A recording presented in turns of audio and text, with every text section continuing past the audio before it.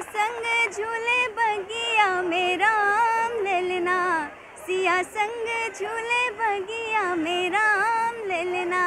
जहाँ पड़ा है हिडोरा, जहाँ पड़ा है हिडोरा, आठों झाम ललना, सिया संग झूले बगिया में राम ललना। राम सिया झूले लखन झुलावे, राम सिया झूले लखन झुलावे। आज मन भयो है, आज मन भयो है, निहाल सजना, सिया संग झूले बगिया में राम ललना, सिया संग झूले बगिया में राम ललना। अयोध्या में सावन शुक्ल तृतीया के पर्व पर आज मणि पर्वत के झूलनोत्सव के साथ सावन मेला का आगाज हो जाएगा। सावन पूर्णिमा तक चलने वाले इस मेला के पहले दिन अधिकांश मंदिरों में विराजमान भगवान के विग्रहों को झूले पर प्रतिष्ठित कर दिया जाएगा। इसी के साथ पखवाड़े भर तक झूलनोत्सव सांस्कृतिक कार्यक्रमों के साथ चलता रहेगा। हालांकि अलग अलग मंदिरों में झूलन उत्सव की अलग अलग परंपरा है। संत महात्माओं का कहना है कि एकादशी से हर छोटे बड़े मंदिरों में भी उत्सव शुरू हो जाता है। वहीं भगवान के स्वरूपों को सजाया जाएगा और सामूहिक झूलन झांकी निकाली जाएगी। इस दौरान शाम से लेकर मध्य रात्रि तक ढोल व तबले की थाप के बीच घुंघरूओं की रुनझुन व स्वर लहरियां गूंजती रहती हैं। इसके अलावा मंदिरों में आचार्यों को रचित पद भी अनिवार्य रूप से गाए जाते हैं। क्षेत्राधिकारी डॉक्टर राजेश कुमार तिवारी ने बताया कि मेले में श्रद्धालुओं की बढ़ती भीड़ को देखते हुए जगह जगह पर रूट डायवर्जन की व्यवस्था लागू की गई है। अयोध्या में बड़े वाहनों का प्रवेश रोक दिया गया है। श्रद्धालुओं पर सीसीटीवी और ड्रोन कैमरे से नजर रखी जा रही है। पूरे मामले में पुलिस की व्यापक व्यवस्था है। ये स्वरूप सरकार सदगुरु सदन गोलाघाट से आए हुए हैं। ये परंपरा जो है हजारों वर्षों से चली आ रही है। ऐसी मान्यता है कि भगवान श्री राम माता सीता के साथ यहीं मणि पर्वत पर झूला झूले थे। तब से संतों ने झूलाना प्रारंभ किया। भगवान राम का त्रेता युग बीत गया, द्वापर आया, फिर कलयुग आया। तो कलयुग में उसी मान्यता को लेकर के सभी संत लोग यहाँ पर मणि पर्वत पर भगवान राम को झूला झूलाते हैं।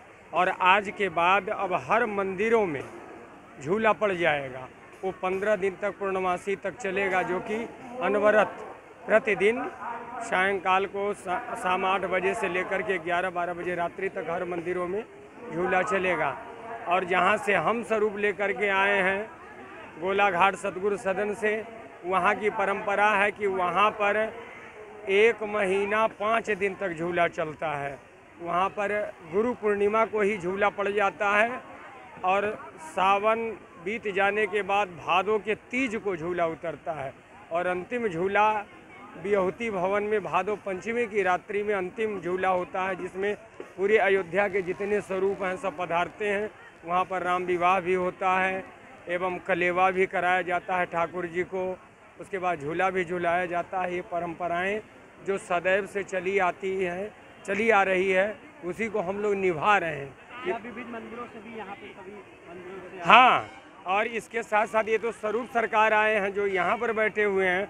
और यहाँ पर जो मुख्य स्थान है, बहुत से स्थान जैसे कि दशरथ राजमहल बड़ी जगह है, कनक भवन, छोटी छावनी और राम बल्लभा कुंज, जानकी घाट, हनुमत निवास इत्यादि जगहों से भगवान का रथ आता है, जिसमें मंदिर बिहारी बैठ करके आते हैं यहाँ पर झूला झूलने के लिए। और सभी संत महंत लेकर के आते हैं ठाकुर जी। कहते हैं कि अब मंदिर निर्माण हो रहा है, राम जन्मभूमि निर्माण हो रहा है। तो 2 साल से कोरोना काल की वजह से तो कोई भी ओकेजन नहीं हो पाया, कोई भी भीड़ भाड़ नहीं होती थी, साधारण रूप से बनता था। लेकिन इस बार बहुत भीड़ है, काफ़ी श्रद्धालु आए हैं, जगह जगह से आए हैं, दूर दूर से आए हैं, जो यहाँ दर्शन कर रहे हैं और इस दिन पे इस उत्सव को मना रहे हैं, खुश हो रहे हैं, प्रफुल्लित हो रहे हैं। क्या मान्यता है आज के दिन? मान्यता ये है कि आज हरितालिका तीज है। आज के दिन ही पार्वती माता ने शिव जी को प्रसन्न किया था और पति के रूप में पाया था। उन्होंने तपस्या की, व्रत किया और पति के रूप में शिव जी को पाया था। तो इसीलिए जितनी भी सुहागन औरतें हैं, कुंवारी औरतें, लड़कियां हैं, वो भी इस दिन पे व्रत करती हैं, 16 श्रृंगार करती हैं और पूजन अर्चना करती हैं। और आज के दिन से ही, हरितालिका तीज के दिन से ही मणि पर्वत पे झूला पड़ता है।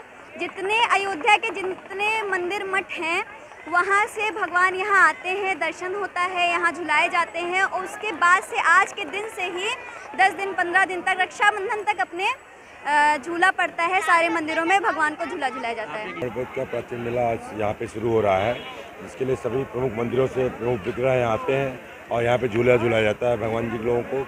उसके बाद यहाँ लोग दर्शन करते हैं, पूजन करते हैं, उसके बाद चले जाते हैं। आने जाने के लिए अलग अलग रास्ते बनाए गए हैं, कई सेक्टरों में इसको बांटा गया है। प्रत्येक सेक्टर में एक CO रैंक के अधिकारी नियुक्त हैं।